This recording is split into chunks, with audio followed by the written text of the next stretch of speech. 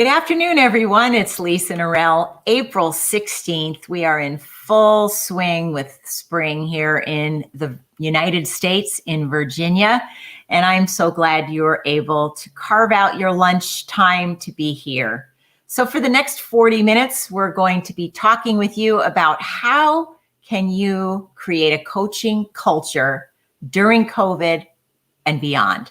So make sure you check in with us in the chat. Tell us where you're from, because this is episode 33. We have done 33 episodes, and I'm really glad that you made it today. I'm joined today by my trusty producer, Stefan Kaplan, who is going to make sure things run smoothly and that we take your questions. So let me tell you about our guest today, who's really got some deep knowledge in the world of learning and development for senior leaders. In addition to talking about coaching and leadership today, though, I want to remind you that we're all on this journey together, and there are so many different ways that you can learn today to be a better leader. And one of the ways that many of you, actually, I am celebrating 10,700 people as of now have taken my LinkedIn learning course, which is called the Effective CMO. I've been really humbled by that milestone. So I wanted to say to all of you out there who actually did take the course, thank you so much for joining that program. I love LinkedIn Learning. I've probably taken, my goodness, 18 or 20 of the courses. They're terrific. And then if you're still interested in learning how to build communities in new ways, we also have courses on the Knowable audio platform. So, vulnerability and building both loose ties, whether that's loose ties in a networking environment or intimate ties within a smaller community of friends and colleagues. I show you in that course how to achieve just that. But sometimes you just need a coach. You need a coach to work one-on-one with you to help you address your blind spots and amplify some of your hidden superpowers. So that's why, speaking of superpowers, I get to work with David Peterson, because we're both members of the 100 Coaches community with Marshall Goldsmith. And David is the founder of 7 Paths Forward. He has decades of leadership development, research, coaching, organizational consulting, and he was the director of executive coaching and leadership at Google. So many great perspectives he'll be providing to us today. So let's welcome David Peterson. Good afternoon, David. Thank you so much, Lisa. Nice to see you and glad to be here. Well, we're thrilled that you could make it today. How is Napa today? Living the dream. Okay, we kind of joke about that, but up in Calistoga in northern Napa, it's just about the ideal life, and even a little bit better during the pandemic. So I feel very fortunate. Speaking of ideal life, you've been helping many top leaders design their ideal lives. What do you think when you were younger, when you were a boy or perhaps in high school, was there any seminal moment that you think really prepared you to dedicate decades of your life to a rather noble profession? I've never thought about it as noble, so that's interesting. But yes, helping other people develop and become more effective is really awesome. I don't think there's a single moment, but I've always been passionate about learning. I've always been curious, and I've always been interested in human behavior. And so thinking about combining those, how do we help people grow? How do we help them learn?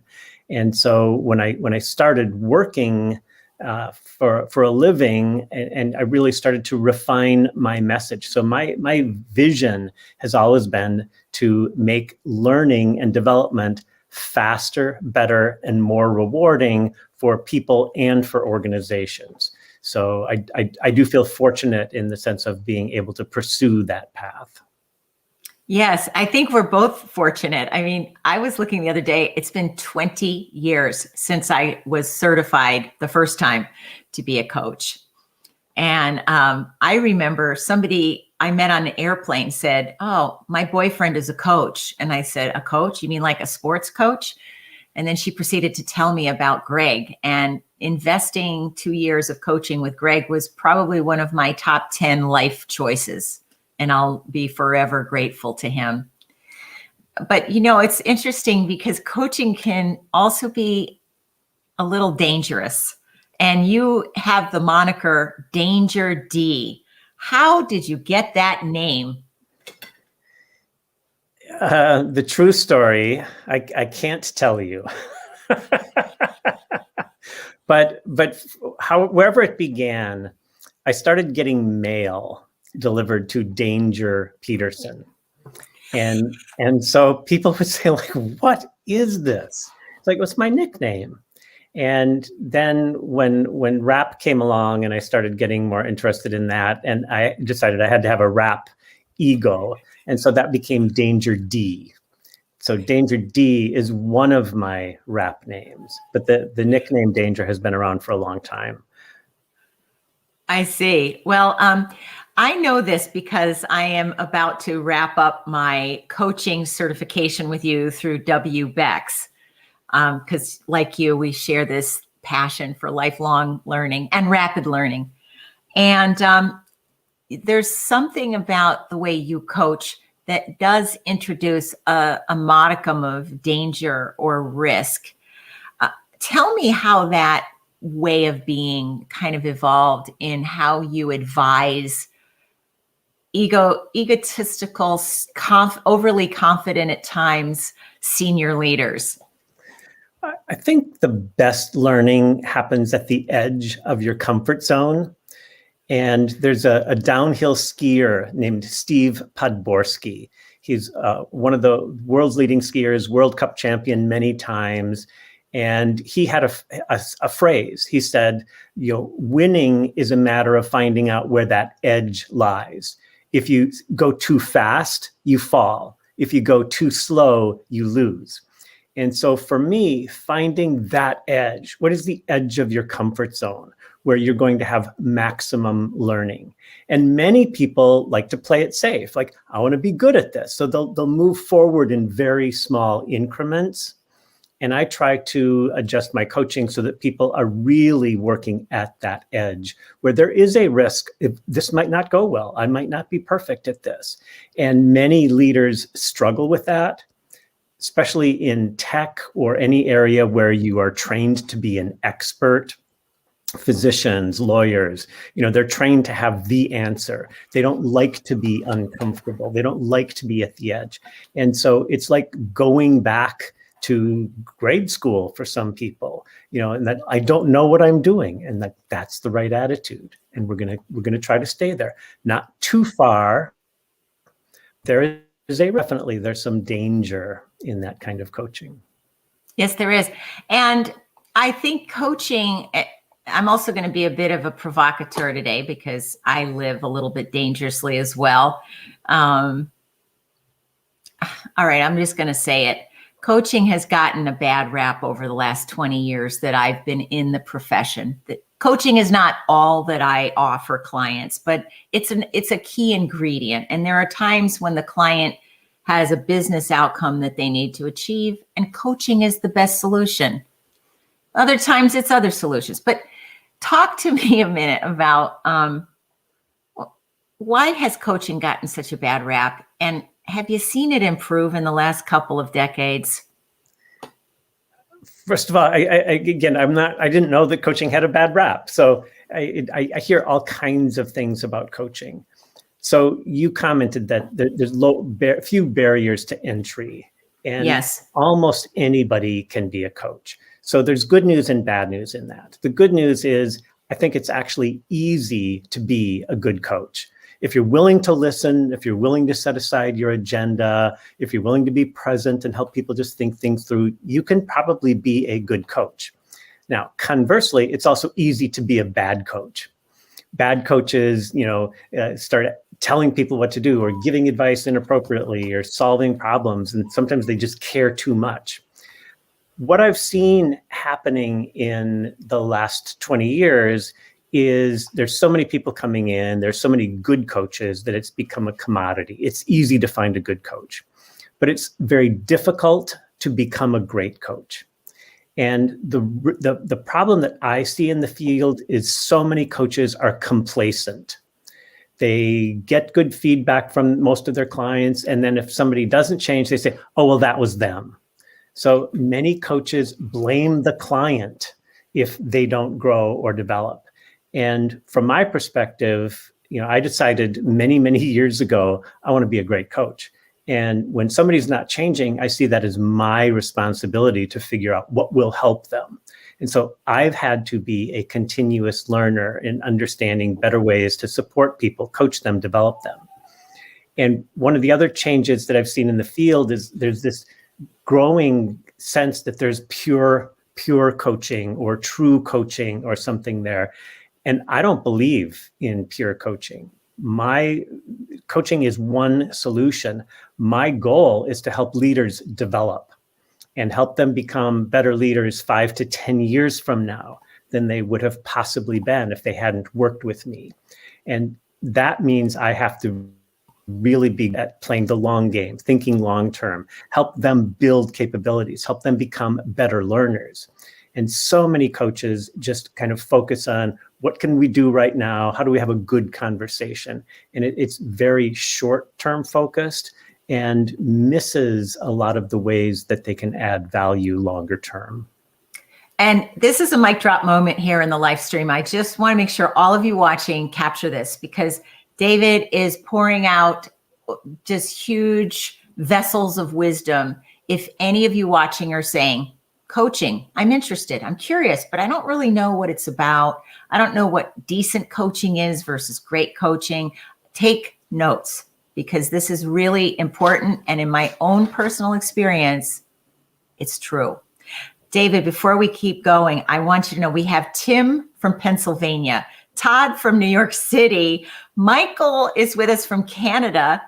So greetings to all the people here in the stream that are leaving me notes, and a question coming in from Todd in New York. Hey, Todd, how do you deal with coaching clients who are unwilling to do the actual work and expect you to solve their problems?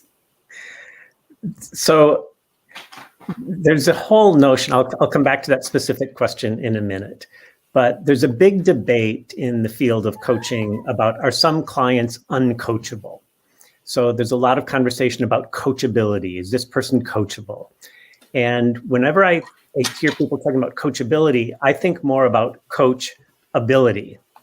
So the coaches look at this person and say, well, you're not coachable. And I look at the coach and say, well, you're not able. So I invest in coach ability.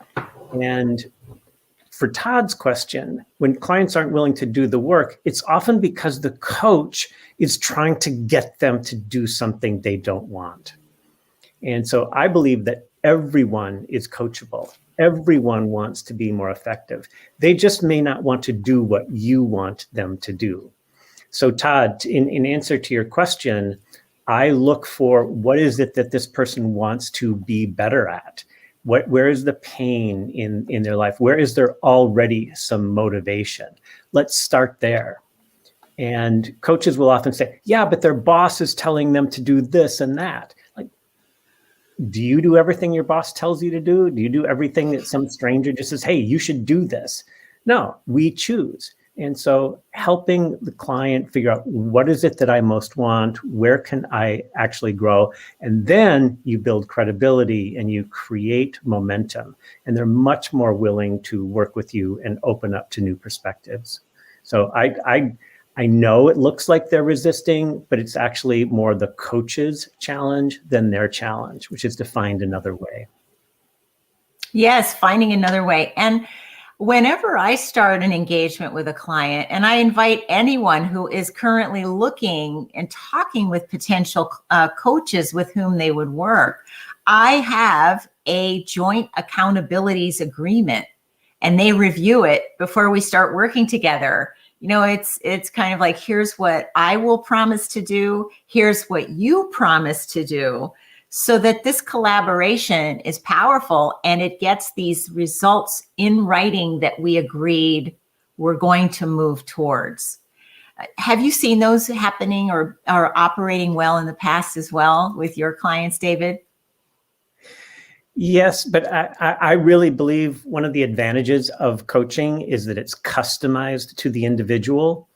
And many coaches try to standardize it and structure it and format it. And if you ask them what they do, so if you're looking for a coach and you ask them what they do, if they rattle off, well, I talk to this person and I do a 360 and we use the Enneagram and we use this, I would say stay away from them, because they want to use the tools that they like rather than the tools that you need. And so coming in and dealing with each person, what is going to be the accountability mechanism that will work for them? So really clear written instructions and commitments might be great for some people. Other people, that's going to feel like being confined. And so it's really the ability of the coach to find what's going to work for you as an individual. And in much of coaching today, that individuality and the uniqueness of the person has been lost. And that's a shame, because, I mean, you've done seminal research on organization behavior, human behavior, and we all learn differently.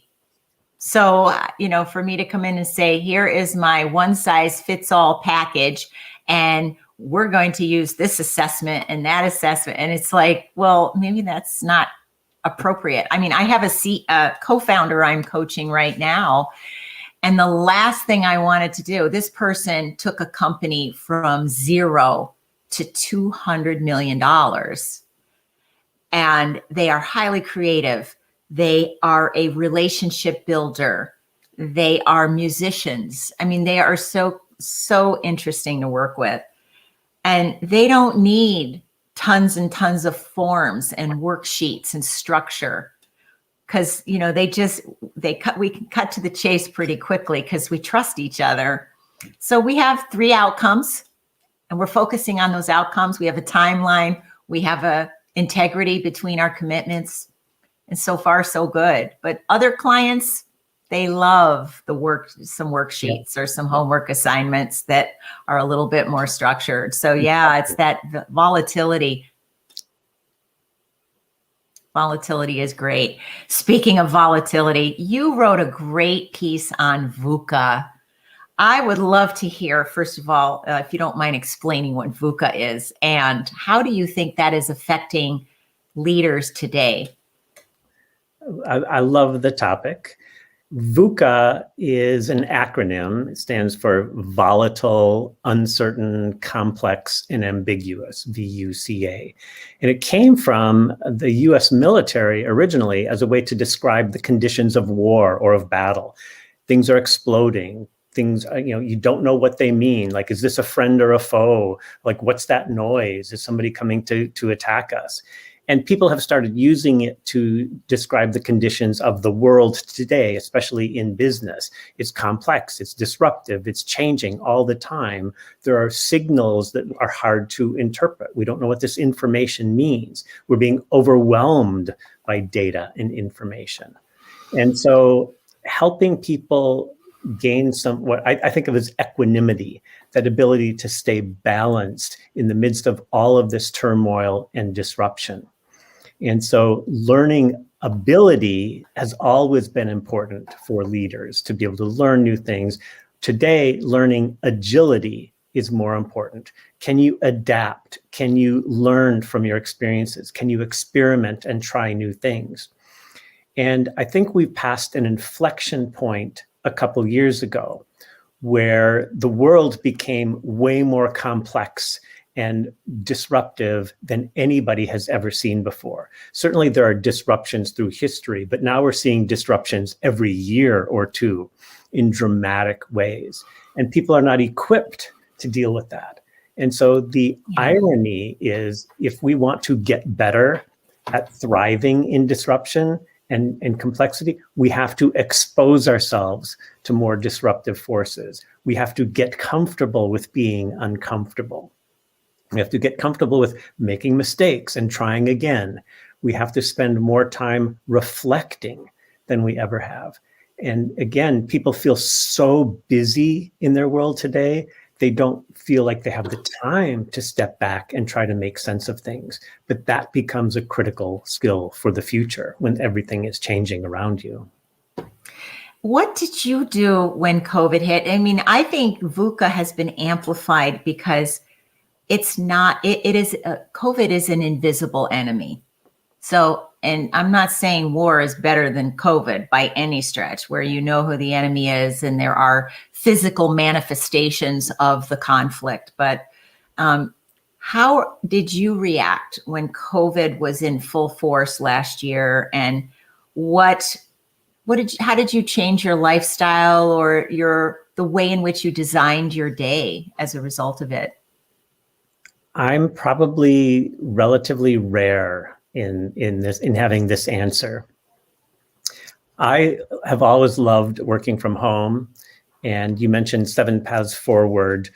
A couple years ago, we launched a virtual training program for coaches, helping good coaches become great coaches, helping great coaches become master coaches. So when COVID arrived, I was in the middle of teaching a global class virtually. I've been meeting with my clients virtually on video conference for many, many years. I spent 10 years at Google. I just left a few months ago. I spent 10 years there where 2/3 of our work was virtual on video conferencing from the day I joined. So this has been so natural for me. So when COVID hit, we just hunkered down here in our home, kind of modified the office. But for the most part, my day-to-day routine has not changed significantly. And I feel very fortunate in that regard as well, to have been in the middle of a transition to virtual work for the past number of years. So when it hit, what's different for me and for many of the people I work with is this chronic background stress. So the ambiguity, the uncertainty, what is going on? Will I get sick? What happens? What will happen to my job? What will happen to the economy? When will I see my friends again?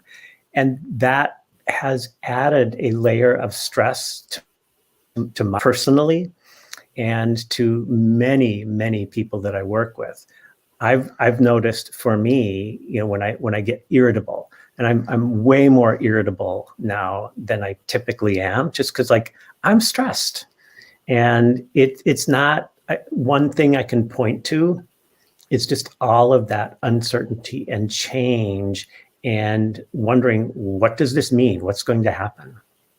So I think we all need to be tuning into that carefully. Yes, and to your point about VUCA, it is affecting all of us. I don't care how much I meditate, how much I'm eating well, and I'm exercising. Sometimes I exercise twice a day because I just have this energy and I want to make sure that I'm taking care of myself to counterbalance maybe a little too much chocolate or the stress that can get stuck in our bodies, right? There's a somatic element to all of this. And so my clients are telling me that they're noticing changes in behavior of their own people. And many of them are very honest about not being equipped to address those issues. When someone suddenly is disengaged, or people who live alone are more hypersensitive, if you will, and emotional, people crying on their Zoom calls for no apparent reason. They're just crying. And, so a lot of my clients now have asked me, and we have been running our CMO meetings, talking about issues regarding mental health, public health, stress, you name it. And they never expected in their careers that they would have to also coach their own people to that level. So it's not an easy time for any of our clients right now. And I hear so many people asking the question, essentially, when will things get back to normal?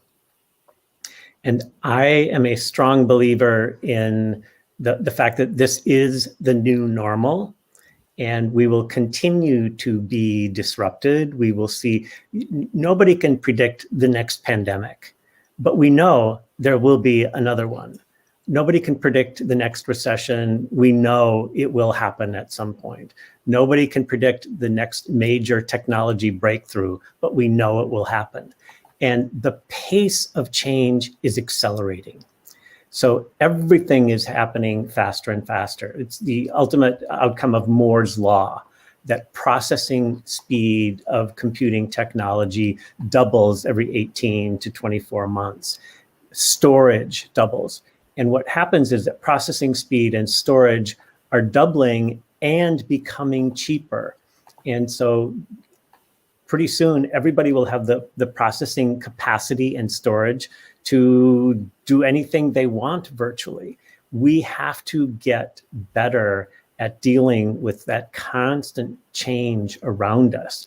And that's why I think experimenting, trying new things all the time, and taking time to reflect. So it's this kind of polarity that we need more time to create flexibility and slack in our lives as we're. And you don't mean Slack, the technology platform? No, I don't. But it's that flexibility and space. So if you feel so scheduled that you have no flexibility and no degrees of freedom, there's very few opportunities to experiment, very few opportunities to reflect. And it feels like we're getting, our attention is just being consumed by all of these temptations and these exciting opportunities. If you have FOMO, fear of missing out. I have a colleague who talks about JOMO, the joy of missing out. Hey, there's another social media thing I skipped. Yay. Because that enables her to spend her time on the things that truly matter the most. So in these times, and we talked about the emotionality of it, it's so much more important for people to figure out what really matters to me. What do I want to focus on? What is stable and enduring in my life? And so vision and values, mission and purpose, things that we've always talked about as nice and important become even more essential when everything around you is changing. So for people to look inward, to go deeper into what truly matters to them, and to think longer term. So I have this notion of looking inward, looking forward, looking outward, that we need to be able to see what's going on inside us and around us to actually make sense of things. Yes, I love JOMO. Can we steal that, David? I think JOMO is great. I stole it from Sally, who probably stole it from somebody else, but yes. Feel free. I love JOMO. I mean, one of the things I love about my boyfriend is he has a term he uses all the time, is he manages his white space meter. So when he needs to unplug and just go out in the wilderness, he lives very close to a beautiful wilderness. He just unplugs. He says, I'm heading out, just let you know, for security reasons. I'm going out to the wilderness for a few hours, and just lets his mind wander or listens to a podcast or something. And I know very few people that do that. And it's very admirable. And I also noticed Michael from Canada had a great aphorism for us today, David. He said, be uncomfortable when you're comfortable, and be comfortable when you're uncomfortable. What say you? I am very fond of saying you have to get comfortable with being uncomfortable. There's no comfort in the learning zone. There's no learning in the comfort zone. And asking people to think about what is the nature of your relationship with discomfort, because most people flee or shun discomfort. And if the future actually is going to be, and learning is more uncomfortable, we have to have a better relationship with discomfort. We have to appreciate it. So you can look at it as learning.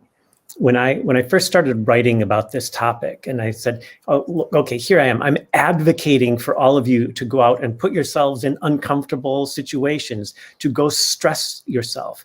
There's something I call the DNA of Vuca. So D stands for diversity of experiences, N for novelty, and A for adversity. So new, different, and challenging situations. We need that kind of experience. And I would always apologize for saying that. I know, I don't want you to be uncomfortable. But now I realize this is what elite athletes do. They push themselves to their limits. Their muscles start to break down so they can rebuild stronger. So the lessons of just building physical strength and physical muscle and elite performance, it is paralleled in the rest of our lives. If we don't push ourselves to that uncomfortable place where some of the old ways start to break down, we don't come back stronger. So when people are asking, when will things get back to normal? The better question is, how do we, in fact, I just saw this commercial on TV last night. They said, it was a tech company. We can help, people ask, when can we bounce back? We want you to bounce ahead, bounce forward. Yes. And so let's not go back. Let's go forward to creating better lives for ourselves. It's a beautiful way to look at it. And I love how great you are at reframing our beliefs and our perspectives. Because I've got news for you. I don't want to go back to what happened pre-COVID. I am designing a whole new environment. I've redesigned the inside of my home with studio equipment. I have new friends who are avid hikers like me. I would have never met these people had it not been for COVID. And as many of my viewers know, I mean, we're episode 33 now. So, people have gotten to know me a little bit. I even fell in love in the middle of COVID. And so I have been able to experiment with new friends and new places and new destinations to visit because of COVID. And I encourage other people to look at where those silver linings are as well. I know we only have 8 minutes left together. And Todd says, always amazing how much brilliance David is able to pack into a brief period. Todd, absolutely. There's no question about it. And, are there any lessons you learned about leaders in your decade with Google that you'd love to share with us? One, I will, but one thought before we move off of this one. It's the times of disruption. It's the VUCA times where people's instinct is kind of pull back and, minimize risks. And just as you're saying, it's often the best time to look at things with beginner's mind. Like, what's new and fresh here? What new beginning, what new vision could I recreate for myself? And be very intentional about what we're doing to move forward. So the instinct is to freeze or to flee. And that's why we need more and more experience and more comfort with discomfort, because it's an opportunity if we can seize it. Yes, I couldn't agree more. Are there certain pivotal moments? A lot of our viewers are either entrepreneurs, maybe they had backgrounds in the corporate world, and then they have now started their own business. This is another great side benefit of VUCA, the number of new businesses that are emerging. Sure. And innovations, right? So a lot of our viewers are in that category, but a lot of them are corporate executives within larger organizations. Tell us what events or pivotal moments they might encounter where in their organization, where having a leadership coach could really be a learning accelerant. So one of going back to the previous question, which I kind of dodged about what I've learned. Google, yeah. And not just at Google, but working with tech leaders. And I wrote an article for Google's CMO publication, Think with Google, on leading in chaos and complexity. So we might want to share that with your readers. But think with Google from a little less than a year ago, leading in chaos and complexity.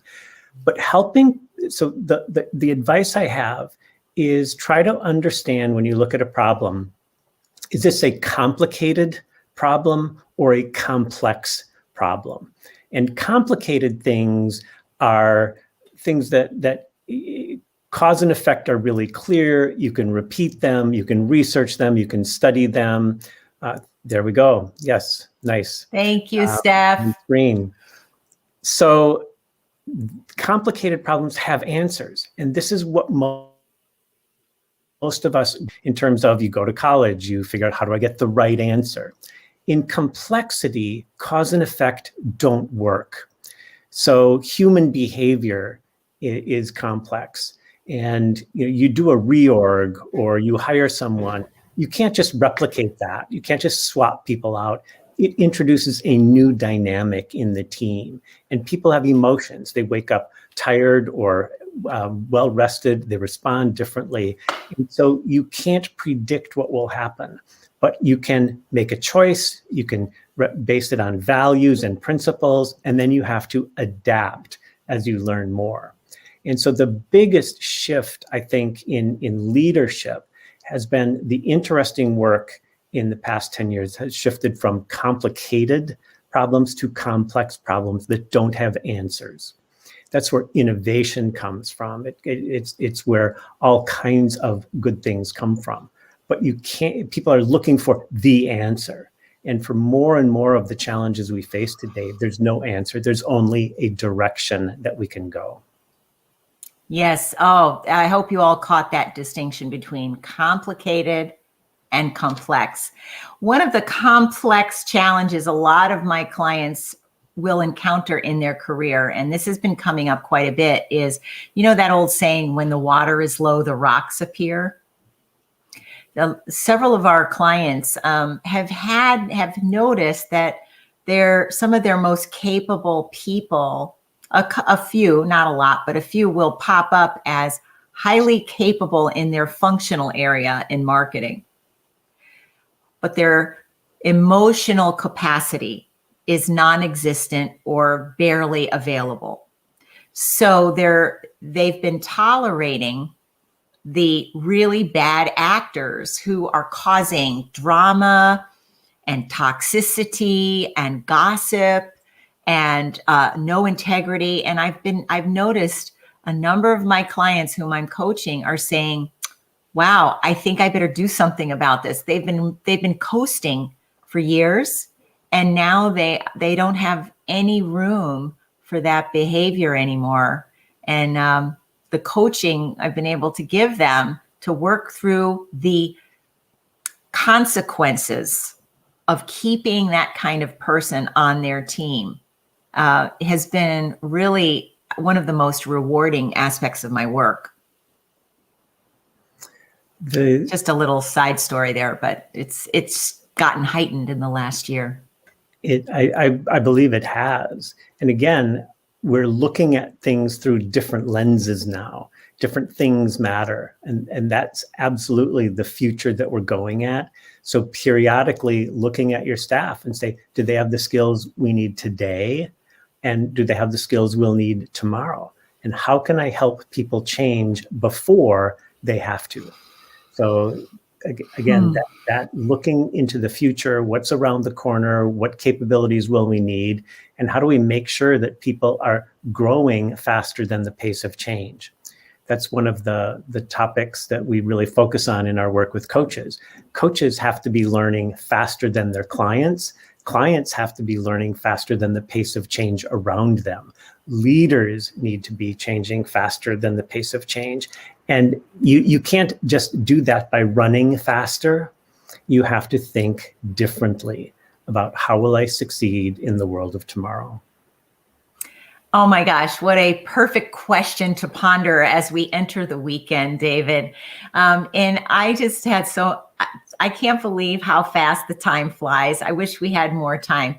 We'll need to have you come back when we're finishing up this little episode in our lifetimes known as COVID to see what's ahead.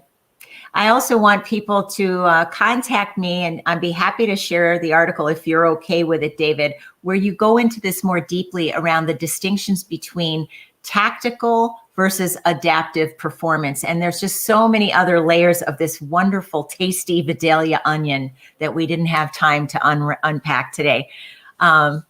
So I want to say, David, one last question. People can connect with you on LinkedIn, yes? Yes, please. I hope you and I provoked people to go, gee, I hope, and I would like to explore how I might hire a coach. What's the first step you think people should take before they start talking to coaches or embarking on a potential coaching journey? Get recommendations from friends if you can, but be clear on your purpose. What is it that you want from a coach? And then find someone who has that kind of experience. They've worked with similar types of people on similar issues in similar contexts. So you want to know that they have done this kind of work before. But where most people, I think, miss the point is they hire a coach because they like the person. And that's a consideration. You should not dislike your coach. Right. But liking your coach, if you hired your heart surgeon on how much you wanted to hang out with them, that would not be the optimal choice. So what's their track record? How many successful surgeries has she done? You want to know about their work and more than about the person. And so ask the coach about the work that they do, what their commitment is, how much they will push you and challenge you at the same time they support you. But you need a coach who can actually help you grow by challenging you as well as supporting you. Well, words of wisdom from the one and only David Peterson. David, you have been coaching me for the last 12 weeks. And I wish we could continue this journey together because I have learned a lot and you have definitely gotten me out of my comfort zone. And I loved it, Mr. Danger D. That's awesome. Thank you, Lisa. Yes. So we look forward to having you back, and we'll see you back in the Marshall Goldsmith 100 Coaches community very soon. And I know it's going to be tough, but try to enjoy your weekend in Napa Valley. It's hard work, but somebody has to do it. Absolutely. Oh, it's great to see you, David. Be well. Thank you. Thanks, everybody, for joining us. Definitely. And my friends, before we wrap up, was that great or what? If you aren't pondering right now, how might coaching accelerate my learning and make me step into a bigger game in the middle of COVID? Gosh, I'll be sad and disappointed because David is truly one of the world's top leadership coaches, and I'm honored to be his peer. So before we wrap up, I have a surprise for all of you. In honor, as you know, I am a huge fan of nature. I have a big trip coming up where I'm going to be swimming in the Pacific Ocean. So more on that later. Earth Month is upon us. So I would love for all of you to come back here on a special event we're having April 27th. Now, it's a little bit out of kilter from our normal programming, but this is not a normal live stream. We are going to have Dr. Noah Wilson-Rich with us, who not only launched a successful company, Best Bees, but comes to us from a fantastic background at MIT and is really going to talk to us a lot about the power behind sustainable business. So I look forward to your joining us for that special program. And also be sure to follow Dr. David Peterson on LinkedIn, and we'll see you the 27th. Stay well, stay mindful, wear your mask, and get vaccinated. Cheers.